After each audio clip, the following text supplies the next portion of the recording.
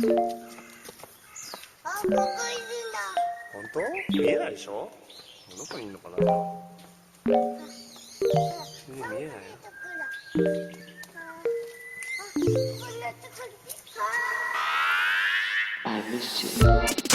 How you doing, Internet? It is February 20th, 2017, and you're listening to Waypoint Radio. I am not Austin Walker. You already figured that out. He's on vacation. He's taking a much-needed rest from all of the things that we do at Waypoint. We knocked him out and then just kicked him out the door. We're just like, get out of here, Basically Austin. had to tie him and just sort of like, make him take vacation, because he's a hard-working dude. He's a hard-working man, that Austin Walker. So I'm Danielle Riendeau. I am joined here today, as always, by Patrick Klepek. Hello. And today we have a very special guest. We have the most special of guests. It is Joel Fowler, Waypoint's publisher. AKA also not Austin. Also not Austin. He's just not here. Yeah, he's not here. every person has to clarify, are you Austin Walker? Are you Austin? Well, because, Austin usually does this intro, so, I gotta definitely make it clear, because people, they hear my voice, they hear Austin's voice, they don't know. You gotta really clarify. Well, I'm very excited. It's Monday. It's President's Day. That's exciting. Happy President's Day if you get it off, friends. And if you don't, I'm sorry, but hopefully we can bring some sunshine into your life. I have been playing and mostly watching my girlfriend play a very cool game that I am surprisingly into, did not think I would be. And that game is Horizon Zero Dawn, and it's out on the 28th, I think just about a week from today, or week and a day. I know you've also been playing it, Patrick, so do you want to tell me a little bit of your thoughts on what you're digging and not digging so far? Yeah, I mean, I'll say this about Horizon. I was deep and loving Neo, as Joel and I, Souls fans, can attest. Once you get a little bit of the Souls, you want all of the Souls, and Horizon has completely knocked it off for me. I've just been spending all of my time, the spare time that I do have, playing Horizon, which I will not call Zero Dawn because it is a bad subtitle, and so I'm just going to call it Horizon. Which is a totally fine and interesting name for a video, because Zero Dawn doesn't mean anything. Well, it sort of does, but it doesn't mean anything outside of the game. Yeah, okay. So it's like... No dawns. whatever. So Horizon no no dawn. dawns. No dawn. And I think the thing that you and I, Dan, because it timed with this podcast, also, even though we'll have the day, we are not working on Monday, we will have a letter series that will be going up. Yes.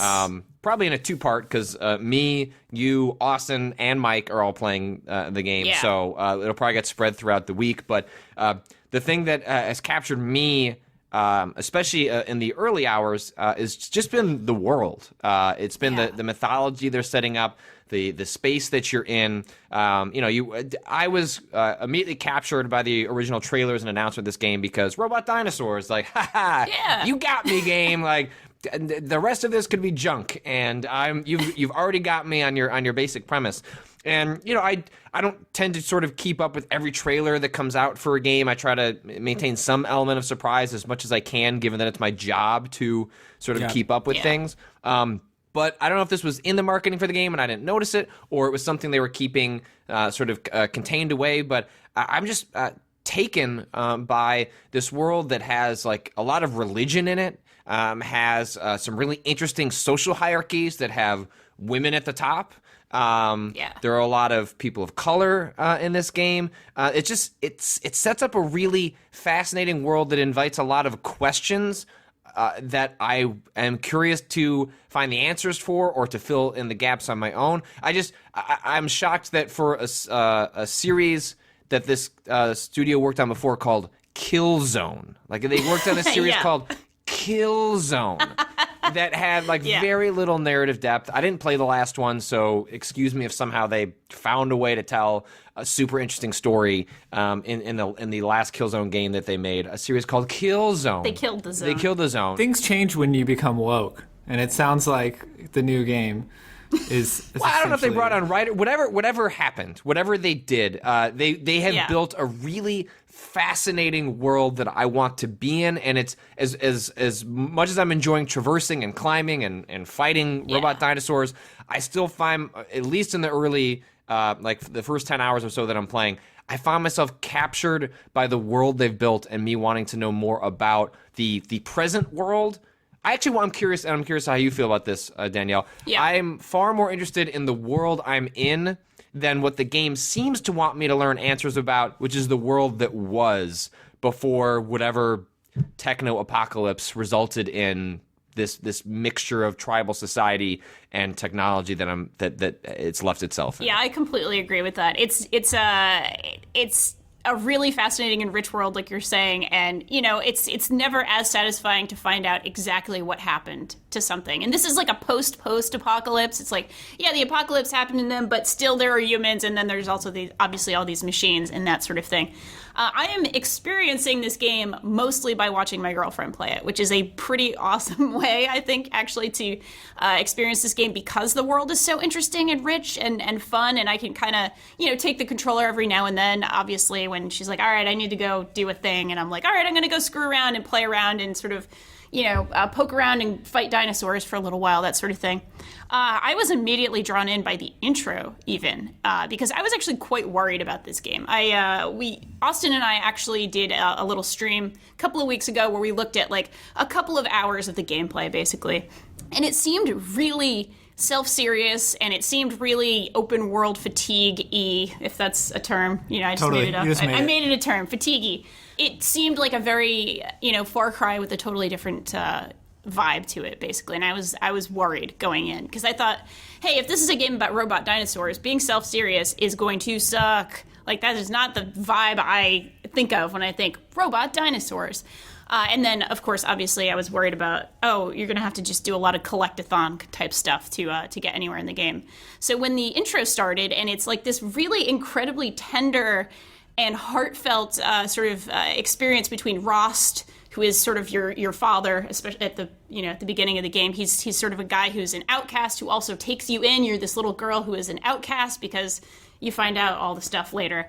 But he's so tender and he's so loving, and he does this ceremony that's like sort of forbidden to outsiders to give her a name. And there's one of the matriarchs who comes in and sort of blesses you for doing this. And I felt like very like, oh man, right there. Like this is this sort of, this universe that could have been super goofy, and I thought I wanted it to be very goofy because of the robot dinosaur thing, but actually it's like, no, I care about these people, like, immediately. Even though it was kind of a lore dump, it was like beautiful and heartfelt and quite well done, I thought. And all of the writing has been way above par for what I thought it would be, in terms of the characterizations and the sort of the flavor of this world, and the fact that, there's mysteries in the past, and I hope I don't learn too much about them, but I'm really enjoying sort of poking around and finding out how the world works, basically. What do you guys think of the mechanics so far? Because I played a clunkier demo where you were riding a horse, and I feel like,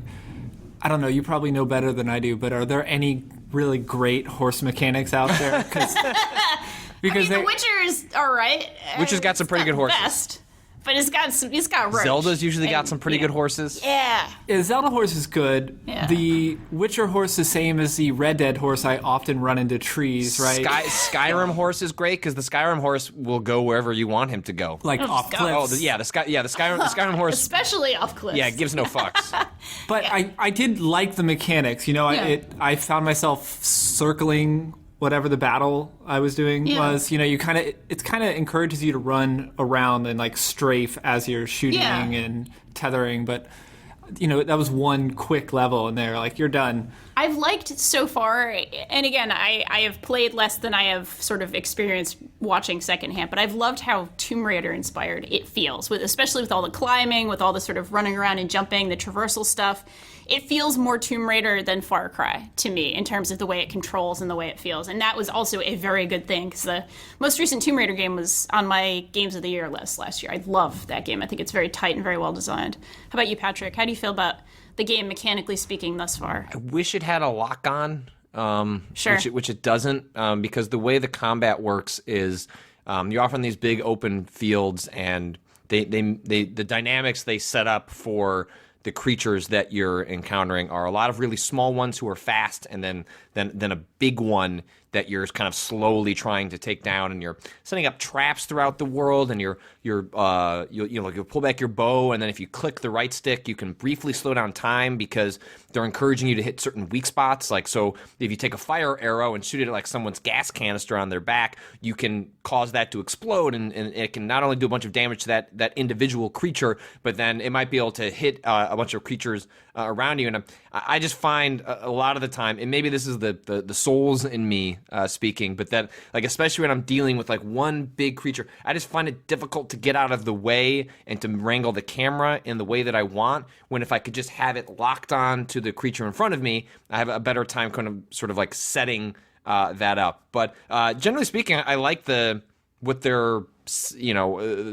basic premise they have, the dynamics they have in combat, where you're setting traps up that can explode and paralyze certain creatures. You're looking for these weak points. You're dealing with smaller enemies. You're scanning them. You can also corrupt different creatures, which means if you're hiding in the shadows or in some tall brush, and you get up to them before they recognize you, you can actually convert them to your side. So, for example, they have these robots that are based on essentially saber-toothed tigers, and they are just freaking brutal. Like, they are really, really difficult to take down. And fighting one of them is tough enough, but I this morning encountered two of them at once, and I tried to take them both on, and it just, wrecked, like utterly destroyed within seconds. But on my second approach, I hid, I was patient. You can scan enemies and then see the trails they're going to walk. So rather than the AI patterns that you would have to kind of figure out in your head, you can actually see where they're going to go. So you can set up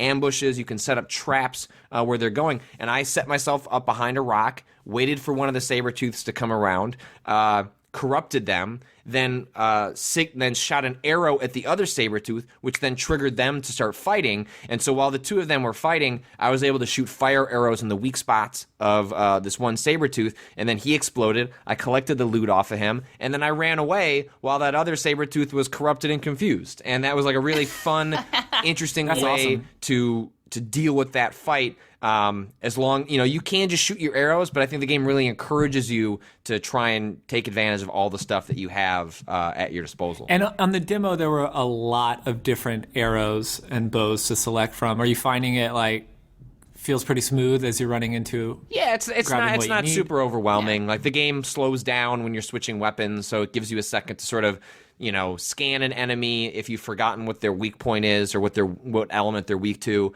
So all that stuff makes the combat, at least the 8 to 10 hours that I've played, like pretty interesting. And I'm they have like variants on all the creatures you come across, where there are regular robots and there are corrupted robots, and the corrupted robots have different sort of weaknesses. So yeah, so far I'm really enjoying it. And like you, Danielle, I'm a huge fan of the rebooted Tomb Raider games. Yeah. So like the fact that a year ago I got to play Rise of the Tomb Raider, a game I really, really enjoyed, and then thought, well, it's going to be another 2 or 3 years before I get another one of those. And it's like, nope, like Horizon Zero Dawn is basically another Tomb Raider game set in a very unique, interesting setting with just a whole different set of combat options. And so I'm really enjoying the game so far. I worry about where the lore and story are going, but I'm not overwhelmed by the collectible stuff.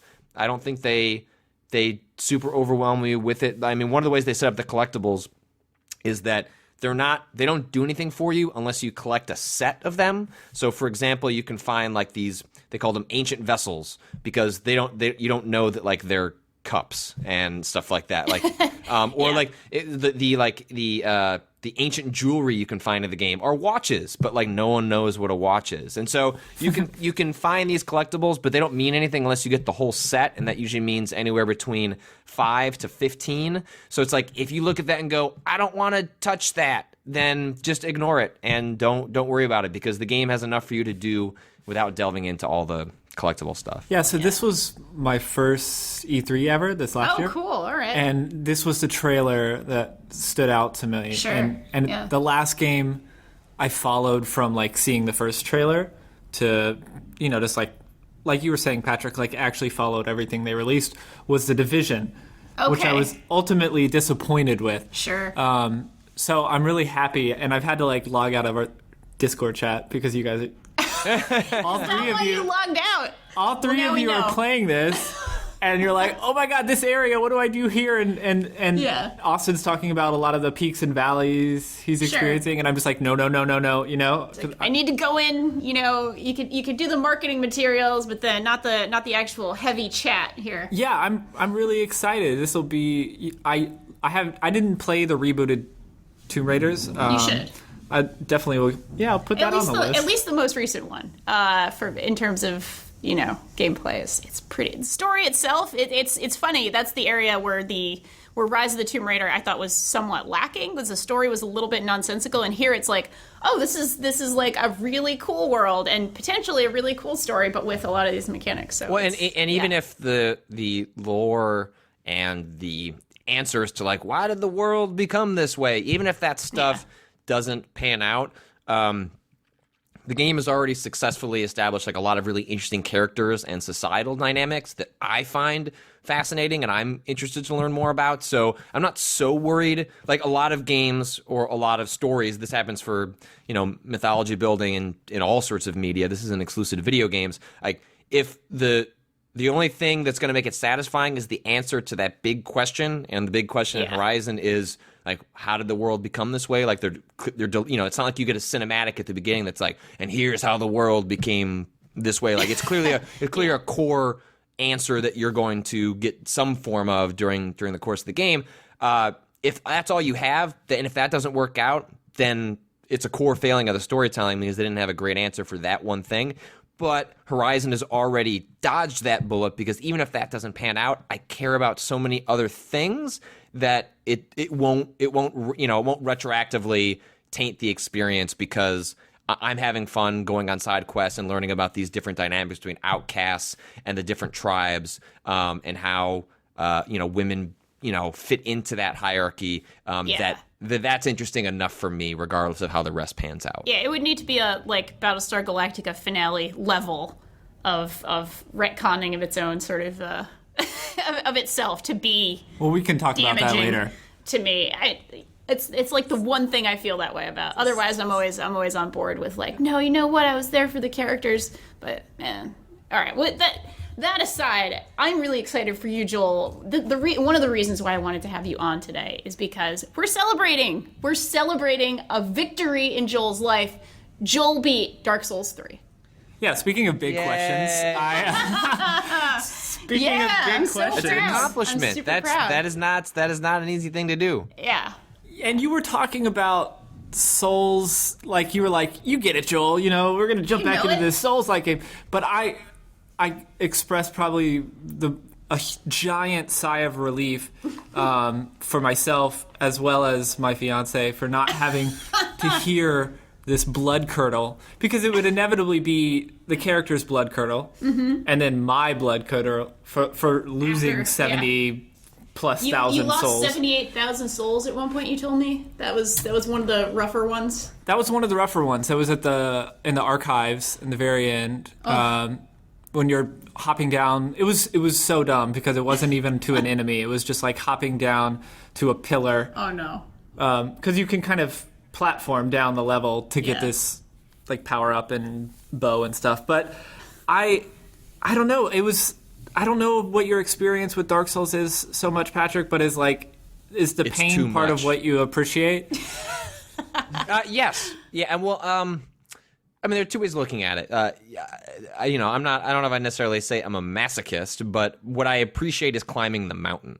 Like the feeling you had, like you're talking about when you have finished the game, like you feel like this weight come off you. Like the process of getting that weight off you, I find to be deeply satisfying in a way that I don't get out of most other games. Like I get other things out of different games, but there is something very specific about the Souls-style games in which you have something just formidable in front of you, and you chip away at it, and you chip away at it, and when you get to that other side, like I found that profoundly satisfying. It feels like an achievement. Like it's it's rare when I finish a game and I go, like when I finish Horizon, like I hope I like the story, I hope I like the characters, but like it won't feel like an achievement when I finished it. Like you did something you weren't supposed to do. Like finishing a marathon or something. Yeah. I wish more people played the Souls games, but I understand that they're not for a lot of people. And I get a satisfaction over the fact that I did something a lot of other people can't or won't do. Like there is some, it's not that I like to be elitist about it, but there is satisfaction in like, I did a tough thing that other people said that's too much for me. And like, that feels cool. Like that feels like an accomplishment to do that. And so that's the satisfaction I get out of those games that keeps me coming back is like, okay, here's a new mountain, like time to scale it. Yeah. And my goal was to finish that before Horizon, so I'm stoked about that. Nice. I'll probably go back and do some of the other areas. There's one area I didn't do, I think Andragon Peak. Yep. So good luck with the hardest boss in the game. Yeah. But it was just such a fun experience. But I also weirdly I don't get to play video games that often as I would like. I have 2 or 3 nights a week that I can play for a couple hours. And I would often pick Dark Souls kind of with hesitance. You know what I mean? Sure. You're going into something. Yeah. Like you have to steel yourself. Yeah, it's I can play Rocket League and have a good time, or let me chip away at the Twin Princes or whatever. But yeah, I haven't got that same sense of relief and accomplishment from a video game. And it's not just at the very end. At the very end was super relieving. It was thank God I don't have to put myself to this for a while. Yeah. But even when you beat a boss that was really, really challenging, you got those breaks along the way where you're you know what?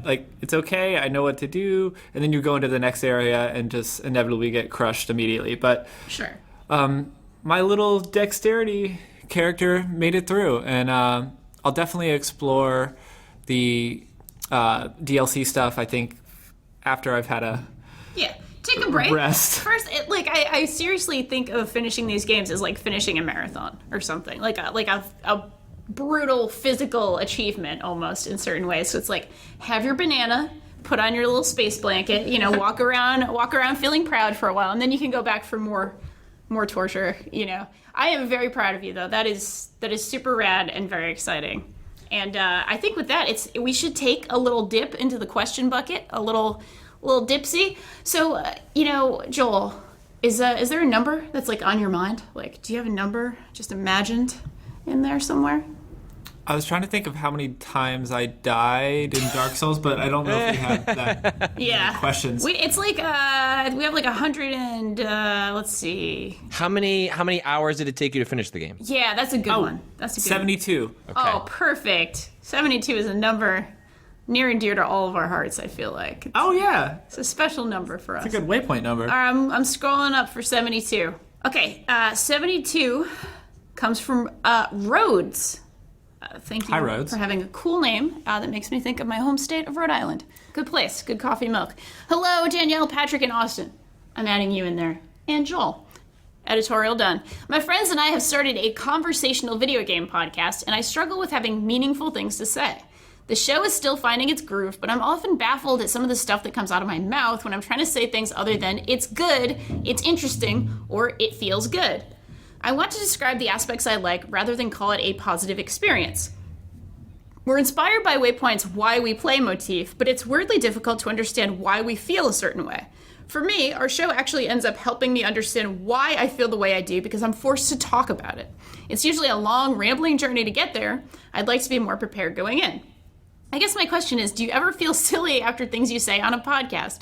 As a fan of your site and your show, I never think you're being unreasonable or thoughtless, even if I disagree. Do you have any tips for talking about games without being reductive, or is this something that just comes with time? Rhodes. That is a question for you two. I not often at this point, thank God, but especially when I was first doing this, I felt really stupid and silly a lot of the time based on things I said, and would kind of kick myself for a while. I'd be like, oh my God, why did I say that? Not about something that was offensive or I would just be I sounded like an idiot there for a while. I definitely, and I still certainly ramble, and I still certainly have times where my thoughts are not crystallized to the point where I want them to be by the time I'm sitting here in this chair talking about the thing that I want to talk about. So it's I think it is sort of a constant improvement process, no matter where you are on this journey, unless you're like a podcast black belt, and then at that point I'm sure you're pretty happy with your life. But it is challenging, and honestly the more prep you do helps, as with most things in life. Like if you actually think about what you want to talk about, if you actually kind of take a second before you do the show. We always do notes. We have sort of show notes where we talk just a tiny little bit about like, okay, we can talk about X, Y, and Z today. This will be, the thing that we do. I find that very helpful. But don't worry, that's how we all start. We all start off hating our voices and feeling a little weird, I think, sort of as we go through the process. I would say, yeah, obviously, further expertise comes with time, finding your voice, finding ways to articulate what you have to say. One thing that I find very useful is often I consider a podcast to be a rough draft for my thoughts, rather than like worrying too much about like whether I got it out perfectly. And something I find useful, and you'll notice a pattern sometimes with my work, is that like something will come up that I'll say during the podcast, and I'll think, well, that's kind of interesting. Like, I wonder if I can explore that further. And then that will become a piece that I write. And so if you are someone that have found that your expertise is in writing and you're having trouble translating that to a podcast, take like an idea, something you said on the podcast, and then try and extrapolate that and break it down even further and get more nuanced in a written form. And I think you'll find like, oh, okay, like here's a deeper version of this that I wasn't able to articulate on the spot on a podcast. But, and then once you've gotten that down in the written word, you'll be able to start filtering that stuff into your thought process when you're speaking on a podcast. And so you can maybe use other forms of expressing yourself to help you understand the ways of expressing yourself in podcast form. I thought it was interesting. He asked about the words used to describe stuff and trying not to describe something in the same way, because I think in every medium, like my background is in music, right? Especially electronic music, and there's only so many times you could say like this pulsing bass line or this what, you know what I mean? And it's like there's words that you just have to cut out. And I know I've heard you guys on the podcast say several times where you're like, we're no longer going to say this control scheme is this, or we're no longer going to say this game like gives you this feeling. Sure. Like you've just, there's washed words. There's like washed words. Yeah. And I think with everything that you're talking about, or like whether it's music, whether it's gaming or whatever, you're going to have to practice to find better ways to describe or draw comparisons that are outside of that realm. And that's like usually the best way, especially with electronic music, when you can make a comparison that has nothing to do with electronic music, but it describes that EP or artist body of work perfectly. Yeah, or a feeling, or a sort of getting at the core of an idea, because it's very easy to get distracted on your way to the core of an idea. I always sort of like visualize sometimes when I'm trying to find a thought. So I'm like a little spaceship in like a nebula or something. It's very Star Trek, I know, a nerd. But I seriously like picture myself as like, all right, I'm like searching for that core. I can't get distracted in the rest of the cool star stuff going on. It happens. Tim's like nodding his head. Tim's like, started making that makes sense. Really, thank you, Tim, for making Star Trek me feel brain. a lot Got better. it. Yeah, exactly. Totally got it. Patrick, do you want to give me a number and we can get probably one more question out of the bucket here? Looking around. Whatever inspires you. I am. Yeah. Clearly Star Trek inspires me. Here we go. 22. 22, all right. Early bucket. Early-ish bucket, at least. All right, this one is from Sam in Chicago. What's up, Sam? Shut down. Hi, Sam. How you doing, Sam? I was talking with a friend about Grand Theft Auto 5 recently, and he mentioned Grand Theft Auto Online. I was amazed that it was still going, so I looked it up and found that as recently as last February, it had 8 million players a week and was making Rockstar a huge amount of money. This made me wonder, why does no one talk about GTA Online? I follow gaming news fairly closely and rarely read anything about it. I've also noticed that single-player GTA 5, despite being hugely popular and well-reviewed, is not referenced or discussed the way previous entries in this series have been. I feel like more people are still talking about GTA 4 than 5. I don't know if this is because I'm getting older or my move towards PC and away from consoles in recent years, but GTA 5 doesn't feel like it made the same cultural impact that previous Rockstar games had. With that, I will say I know that Patricia Hernandez over at Kotaku does do reporting on sort of wild multiplayer stuff that happens in that game with some frequency, for sure. But they do things a little differently. They're obviously at Kotaku, there are beats, and that's sort of one of the games that does get reported on with some regularity. But you're right, and I think in general, outside of that, Games Press, this is something we're trying to correct, but Games Press does tend towards the future, the previews, the what's coming up, the what's next, that sort of thing. But again, that's why we try to do a lot of retrospectives here. We do try to sort of talk about games that made us. That's like sort of one of our features at the site, are games that meant a lot to us or had some kind of impact or were interesting. In terms of 5, other than 4, I think 4 was such a revelation, because wasn't that the first... I think it was one of the first open world games that felt like it was next gen in certain ways. It was a 2008 game. It wasn't on the current generation of systems, but this is very subjective, but I felt like there was a massive difference between the sort of the scope and the scale and the fidelity of San Andreas versus 4. I don't know, San Andreas versus 4 and the scope between 4 and 5, if that makes sense. But I don't know if that's just like a completely a personal perception, or I don't know. I think you're absolutely right. I think it depends how you look at. Like, I think GTA 4 had such a giant sort of cultural impact on what we thought of as open world games, and like the kind of main character they had. There were a lot of reasons. Also, the story the story of GTA 4 was better than GTA 5, and by a country mile, in my opinion. But GTA 5, like, yes, it may not be, I guess, referenced in the way he's speaking of, but it's a game that continues to make tens of millions of dollars for Take-Two Interactive. Like, if you look at their financials, like, GTA Online is doing enormous business. You may not hear about it as much, it may not get talked about, but it is absolutely a huge game that continues to sell at an enormous pace. And so, do people talk about with more reverence for GTA 4? Probably. Is GTA 5 a more important game for a lot of different reasons? Probably. And I mean, that's just, it's just a case in which, like, the way that games writers talk about a game is not necessarily indicative of like the actual impact that game is having. I mean, there are games that are being played on Twitch all the time that you don't see any write-ups for in the quote unquote games press, or it's just kind of different. What players are doing is not necessarily one-to-one with what the games press is talking about. Absolutely. On any given week, look at Minecraft on Twitch, right? Oh, yeah. But if you look at coverage, again, very tied to this product cycle. And I think that's something that you, like, as an editorial staff, have done really well. It's like Patrick is mixing reporting on a game that came out 10 years ago that's about to shut down. Yeah. And then his thoughts on Horizon. So, yeah, I think as games media is pretty locked into what's coming next, because that means new content. That's a new trailer. And get traffic, pay the bills. Sure, so. yeah.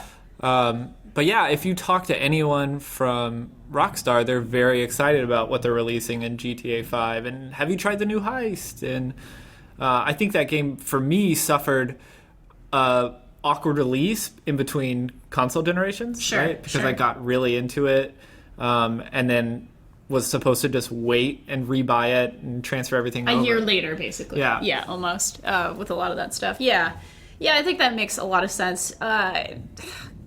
It's a little weird, because I actually think GTA Online is super fascinating in terms of watching it as opposed to playing it. Like, this is how I get some, obviously some of the games that I experience are from watching it. There's a lot of fascinating videos. There's a lot of fascinating weird cultural things going on. I read a piece recently that was about, somebody who, we ran a piece, recently about someone who was money dropping, who was, sort of like gifting people with tons and tons of money in the game. And it was like this phenomenon, like it was like a secret club, like, oh, if you show up on the beach at this hour, I'm gonna drop millions of dollars on people, and like a select club can come in. And I just love what players do in these like sort of larger games, where it's like you can find ways to make this game entirely your own and kind of play your own games inside of this world. And I've always found that really, really cool and fascinating, and always something that's fun to watch as well, even if you're not playing it yourself, basically. So we're not getting kicked out yet, so I'm going to take one more question from the bucket. Okay. One more bucket question. Hey, Tim, do you have a number? I think it's like 1 to 130 basically. Okay. Minus 72. Well, I'll cut those out because we did these. I lost you. What? 1 to 130 minus 72. minus 72. Okay. Yeah. 40. 40. All right, cool. This is not a long one. This is from Naveen in Toronto. Naveen writes, your recent discussion about Red Dead Redemption Undead Nightmare, a lot of words there, has got me thinking about DLC as an excuse to revisit old games. With the recent trend of old PC games getting new levels and missions many years after the fact, see Quake and Duke Nukem 3D, it seems like the time is right for older console games to get fresh DLC that mixes classic gameplay with the lessons of modern game design. I mean, how cool would it be to get a new set of missions for Battlefield Bad Company or a standalone story set in the Bully universe? Anyway, setting aside business deals, licensing, and any other red tape, what games from the last gen would you like to see get the DLC treatment, and what would that DLC be? Cheers, Naveen. I'm just here to talk about Conkers. Well, what about Conker DLC? Oof, what would that be? So Joel wrote an awesome piece. We all wrote love letters to games last week when it was Valentine's Day, and Joel's was about Conker's Bad Fur Day, a game that I also truly loved. Thought it was underrated in a lot of ways, even though the potty humor maybe doesn't 100% work. Hold up. Oh, yeah. Yeah, maybe it doesn't 100% hold up, but the design of that game is awesome and rad. What would Conker DLC look like in 2017, do you think? Or like what you would love to see Conker do? I think, so they nailed a bunch of the multiplayer archetypes. Yeah. Maybe like if you mixed Conker with 1080, that would be sick. Oh my god, yeah. Like a teddy bear with a sword doing I just almost said an ollie, but that's not a snowboarding I knew what you meant. A mute grab. I know that's... There you go. Yeah. Doing a mute grab. Mute grab. That Patrick's face.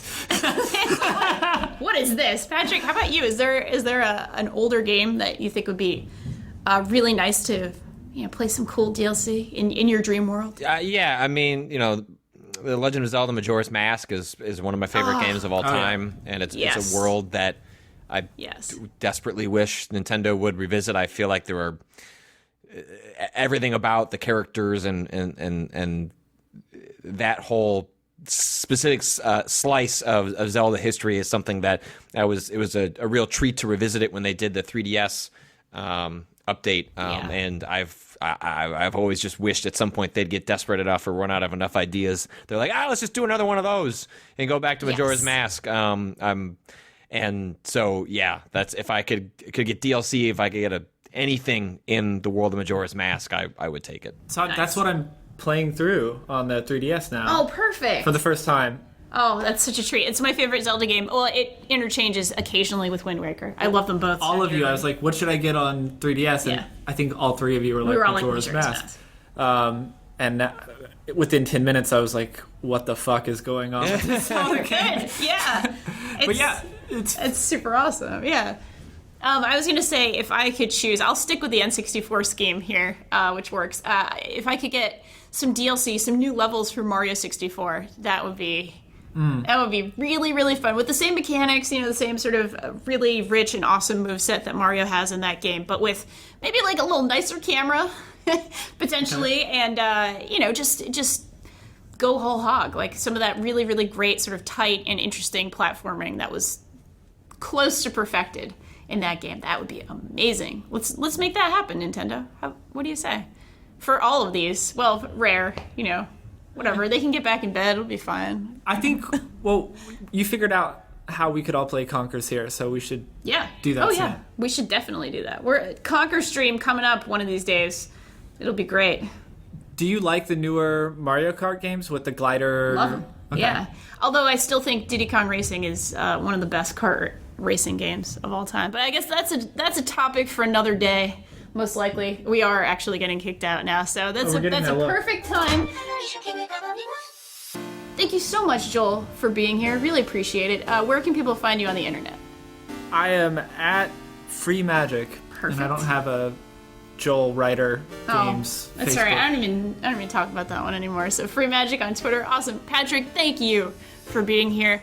Where can you? Where can you find yourself? Man, on the internet? I really wish I had. If I could find myself, I could answer a lot of other questions about myself. But you can find me on Twitter at Patrick Klepek. Awesome. I'm on Twitter at Danielle RI, and you can read all of our wonderful stuff, watch and listen to all of our wonderful stuff at waypoint.vice.com, digitalpyramids.com, new.donk.city, bastion.fucks, I think works now. Bastionfucks.com. Bastionfucks.com. Bazinga.zone. Good, bazinga.zone. Creamy Roll. Creamyroll.com, something. Yeah. Oh, those are all good. And of course, on Twitter, we're Waypoint. On Facebook, we're Waypoint Vice. On YouTube, we're Waypoint Vice. And thank you, as always, to Bowen for letting us use his track, Miss You, off the EP. It's an EP. Yes, it's an EP. Pale Machine. Thank you so much to Tim Barnes, who is Tim Barnes451 on Twitter, for producing this beautiful magic that we call a podcast. Thank you all. Be good to one another. We're going to see you again on Friday. And I'm going to say something that's not peace. I'm going to just say, don't hate. Celebrate.